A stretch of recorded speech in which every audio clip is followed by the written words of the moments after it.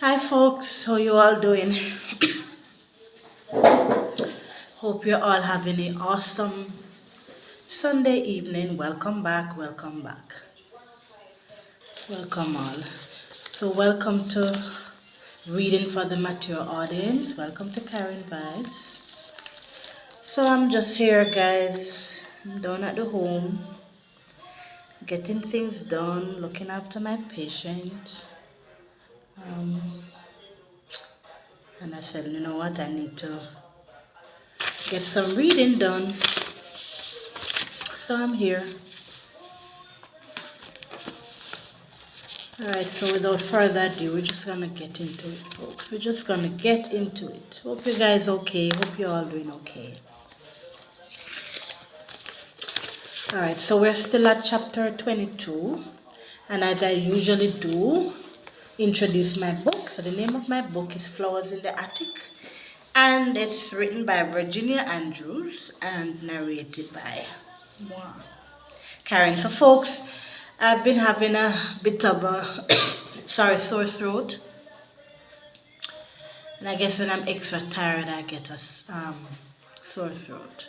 But it's much better now, so I wasn't able to do any reading in the past couple days because you would have not recognized me at all. You'd be saying, "What are you saying?" My voice was off the hook. But it's much better than before. So, just one of those things. But I've been taking some, I have some raw honey that I've been taking. Very nice. Very nice. It's a raw organic honey. So I've just been taking it by itself and it seems to be doing wonders. So I try to take it at night. Anyway, folks, me and my chatting. Let's just get into it. So we're still at chapter 22. And so I like to kind of read over back. Sorry. I like to kind of read over back where as I had where I left off. Not where I left off. I like to kind of read over back where I have read before. So you can kind of get a sense of where we are. And folks, you can always go on my page on YouTube, Karen Vibes, KRENVIBES, and you can just log on and catch up from where I left off or look at my other readings so far.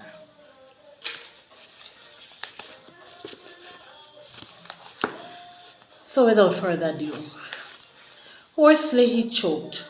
Why did you run? Because you ran. I had to chase. And I was only teasing. I wouldn't cut one strand from your head. It was just something to do, to have fun. And you were wrong when you said I thought your hair was pretty. And you were wrong when you said I thought your hair was pretty. It's more than just pretty. I think you may grow on your head the most glorious hair in the whole world. So we go on. A little knife twisted in my heart as he lifted his head long enough to spread my hair fan-like and cover my bare breast. I could hear him breathing deeply. I could hear him breathing deeply my scent. We lay there quietly listening to the winter rain drumming on the slat roof not so far above. Deep silence all around. Always silence. As I read this part, folks, about silence, sometimes it's nice to just sit and just listen to nothing.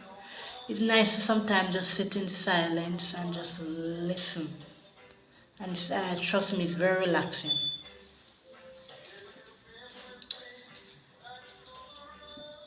Always silence. Nature's voices were the only ones to reach us in the attic. And so seldom did nature speak in friendly, soft tones. The rain on the roof, pitter-patter. The rain on the roof pitter-pattered down The rain on the roof pitter-pattered down into only drops. And then the sun came out and shone down on us to shimmer his hair and mine like long glimmering strands of silken diamonds. Look, I said to Chris. One of the slats from a western window shutter has fallen out. Nice, he said, sounding sleepy and content. Now we'll have sun where once there was none. See, I've made a rhyme. And then in a sleepy whisper he said, I'm thinking of Raymond and Lily and their quest for the purple grass where all dreams are fulfilled. Were you, in a way? Were you, in a way? I was kind of thinking the same thing, I answered, whispering too. Over and over again, I twirled a strand of his hair around my thumb, pretending not to notice one of his hands was ever so cautiously stroking my breast. Good heavens. The one his face didn't cover. Because I didn't object, he dared to kiss the nipple.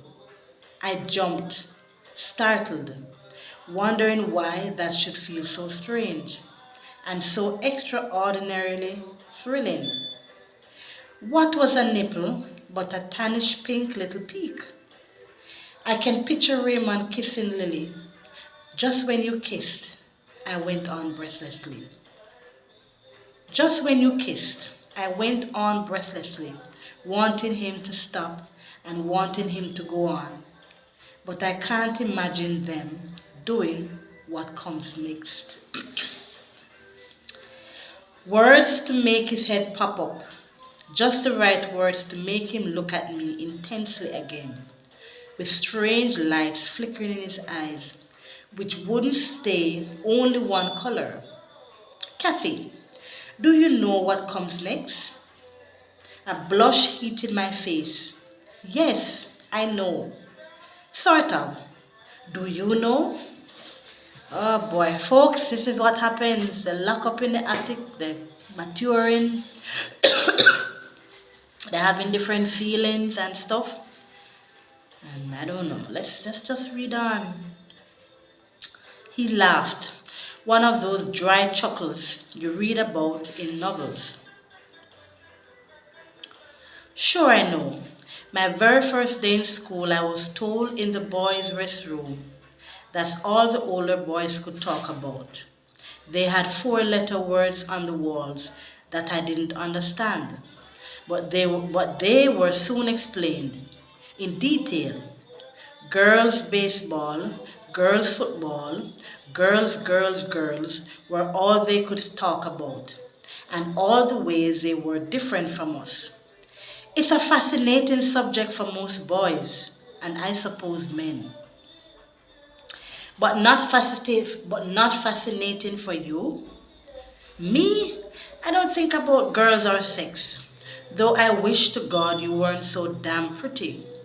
And it would help if you weren't always so near and so available, said Chris. Then do you think about me? Then do you think about me?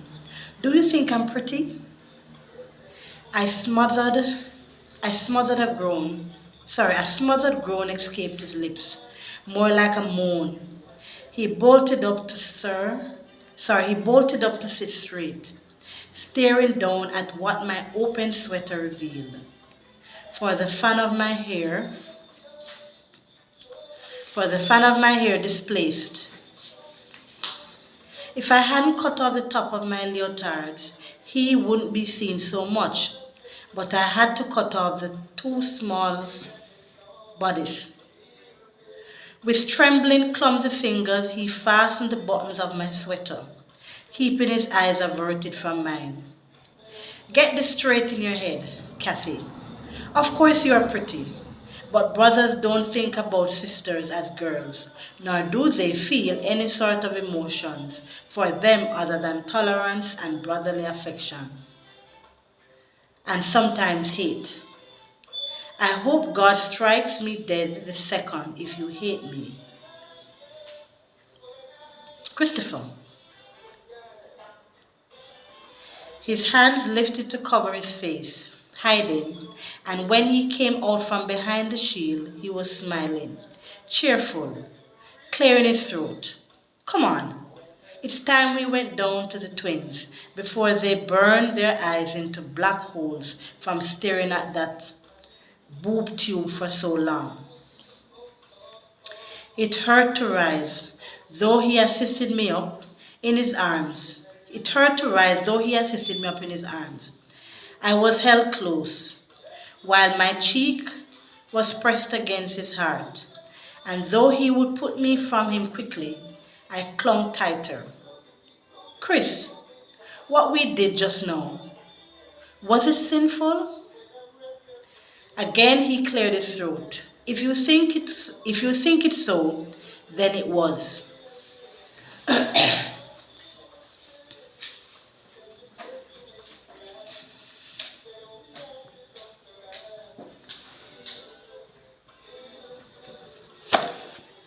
Just a second, folks.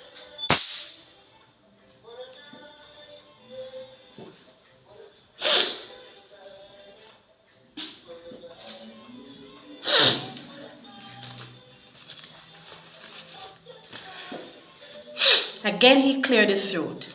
If you think it's so, then it was.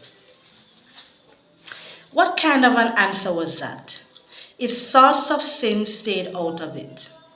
Those moments lying on the floor when he touched me so tenderly with magical tingling fingers and lips were the sweetest moments since I'd come to live in this abominable house. I looked up to see what he was thinking and saw that strange look in his eyes. He seemed happier, sadder, older, younger, wiser. Or was it he was feeling a man now? And if he was, then I was glad, sinful or not. We walked hand in hand down the steps of the twins, where Corey was plucking a tune on the banjo, while keeping his eyes glued to the TV. He picked up the guitar and began his own composition, as Carey chanted simple lyrics he'd composed. The banjo was happy tunes to move your feet. The melody was like rain on the roof, long, dreary, monotonous tunes.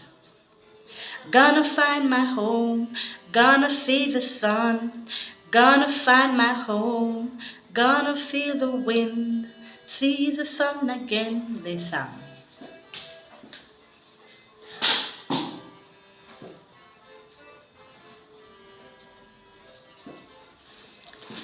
I sat on the floor near Corey and took the guitar from his hands, for I could play a bit too. He had taught me how, taught us all how, and I sang to him that special wistful song that belonged to Dorothy in the movie, The Wizard of Oz. A movie that the twins adored every time they saw it. And when I had finished singing of bluebirds that flew over the rainbow, Corey asked, "Don't you like my song, Kathy?" "You bet I like your song, but it's so sad. How about writing happy lyrics with a little hope, The little mouse was in his pocket, but with his tail poking out, as he fingered down there for breadcrumbs. Mickey made a twisting movement, and then his head was out of the shirt pocket and in his 4 feet. And then his head was out of the shirt pocket. And in his forefront he held a bit of bread and daintily began to nibble. The look on Corey's face as he stared down at his pet touched me so deeply I had to turn away to keep from crying.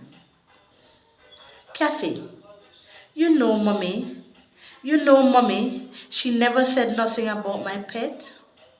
She hasn't noticed him, Corey." "Why don't she notice?" I sighed. not really knowing who and what my mother was anymore, except a stranger we used to love. Death wasn't the only thing that took away someone you loved and needed. I knew that now. Mommy's got a new husband, said Chris brightly. And when you're in love, you don't see anyone else's happiness but your own. Soon enough, she'll notice you've got a friend. Carrie was staring at my sweater. Kathy, what's that stuff on your sweater? Paint, I said without the slightest hesitation. Chris was trying to teach me how to paint and he got mad. And he got mad when my picture was better than anything he'd ever done. So he picked up the little pan with red and he threw it at me. My older brother sat there with the darnest look on his face. Chris, can Kathy paint better than you? If she says she can, then she must. Where is her painting? Where is her painting? It's in the attic. I want to see it. Then you go up and get it. I'm tired. I want to look at TV while Kathy prepares dinner. He shot me a swift look. My dear sister, would you mind, for the sake of propriety, putting on a clean sweater before we sit down to eat dinner? There's something about that red paint that makes me feel guilty. It looks like blood, said Corey. It's stiff like blood when you don't wash it off. Poster colors, said Chris, as I left to go into the bathroom to change into a sweater, many sizes too large. Poster colors stiffen up. Satisfied, Corey began to tell Chris of how he'd missed seeing dinosaurs. Chris, they were bigger than this house. They came up out of the water and swallowed the boat. And 2 men. I knew you'd be sorry to miss seeing that. Yeah, said Chris dreamily. I sure would have liked to have seen it. That night I felt strangely ill at ease and restless, and my thoughts kept returning to the way Chris had looked at me in the attic. I knew then what the secret was. I'd been searching so long to find. That secret button that switched on love, physical, sexual desire. It wasn't just the viewing of naked bodies. For many a time I'd been scoring and seen Chris naked, and I'd never felt any particular arousal because what he and Corey had was different from what Carrie and I had. It wasn't being naked at all. It was the eyes. The secret of love was in his eyes. The way one person looked at another. The way eyes communicated and spoke when the lips never moved. You know what they always say, folks? The eyes are the mirror to your soul, and I really believe that. Trust me. Yeah, the eyes always, most of the time your eyes give you away. The eyes are the mirror to your soul. They always say that, and I believe it's true. Chris' eyes had said more than 10,000 words. You know, they always say a picture can say 1,000,000 words or 1,000 words? Right. And it wasn't just the way he touched me, caressing tenderly. It was the way he touched when he looked as he did. And that's why the grandmother made it a rule that we shouldn't look at the other sex. Oh, to think that old witch knew the secret of love. She couldn't have ever loved. No, not her. The iron-hearted, the steel-spined. Never could others' eyes have been soft. And then, as I delved deeper into the subject, it was more than the eyes. It was what was behind the eyes, in the brain, wanting to please you, make you happy. give you joy, and take away the loneliness of never having anyone understand as you want to be understood. Sin had nothing at all to do with this love, real love. I turned my head and saw that Chris was awake. Oh my goodness. I turned my head and saw that Chris was awake too, curled up on his side, staring over at me.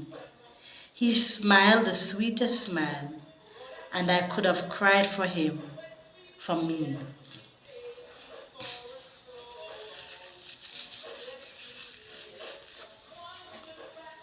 Our mother didn't visit us that day, nor had she visited us the day before.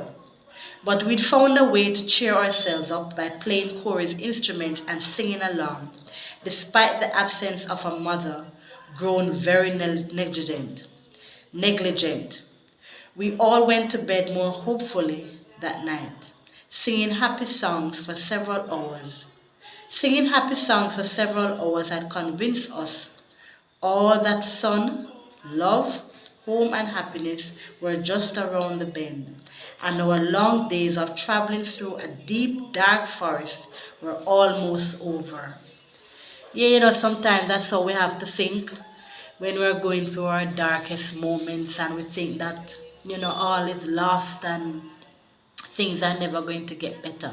You have to most time just imagine yourself going through a tunnel. It's like you're going through a dark tunnel. And at the end of that tunnel, there's gonna be the light. You're gonna see some light. So I tend to think like that too, Sometimes you have to be positive, and as I always say, you have to be your own cheerleader. You have to cheer yourself on and, think the best at all times. It's not easy. It's not easy, but you have to think the best at all times. Into my bright dreams crept something dark and terrifying. Every day forms took on monstrous proportions with my eyes closed. I saw the grandmother steal into my bedroom, and thinking me asleep, she shaved off all my hair. I screamed, but she didn't hear me. Nobody heard me. She took a long and shiny knife and sliced off my breast and fed them into Chris' mouth. Oh my goodness, that's a terrible nightmare. And there was more.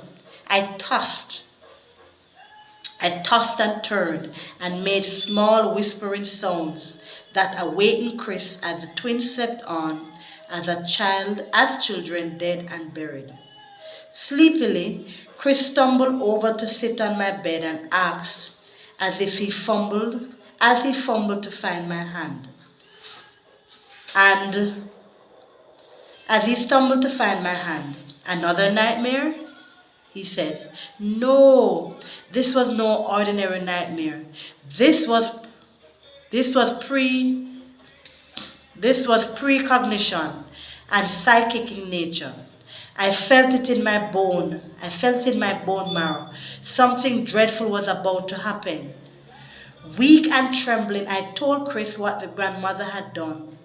And that wasn't all. It was Mommy who came in and cut out my heart, and she was sparkled all over with diamonds. What a dreaming, guys.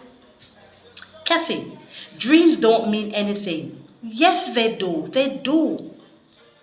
Other dreams and other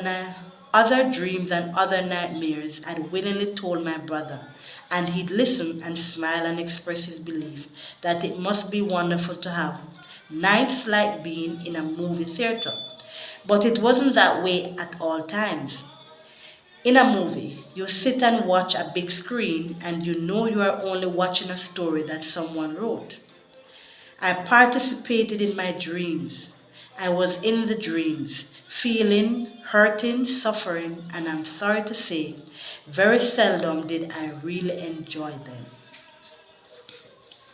You know what I'm here thinking? I wonder if the grandmother going to come in and find Chris sitting on her bed. Since he was so accustomed to me and my strange ways, why did Chris sit still as a marble statue, as if this dream affected him more than any other? Had he been dreaming too? Kathy, on my word of honor, we are going to escape this house. All four of us will run away. You've convinced me. Your dreams must mean something, or else you wouldn't keep having them. Women are more intuitive than men.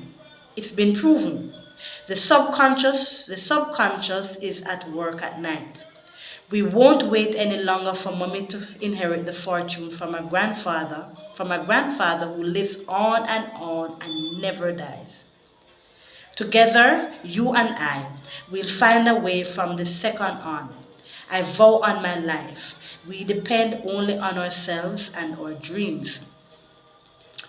From the intense way he said this, I knew he wasn't joking, making fun. He meant what he said. I could have shouted. I felt so relieved. We were going to get away. This house wasn't going to do us in after all. In the gloom and chill of that big shadowed and cluttered room, he stared down into my eyes. Maybe he was seeing me as I saw him, looking larger than life and softer than dreams. Slowly, his head inclined towards mine, and he kissed me full on the lips as a way to steal his promise, as a way to seal his promise in a strong and meaningful way. Such a peculiar long kiss to give me the sensation that I was falling down, down, down, down, when I was already lying down. Oh, folks, I can't wait to reach a part where they escape the house. Wow. Wow, wow, wow. This has been a story, I'm telling you. I can't wait, but we're nearing the end, folks. We're nearly done. We're nearing the end. Finally, finally. Alright, folks, so we pause there for today. I thank you all for joining me.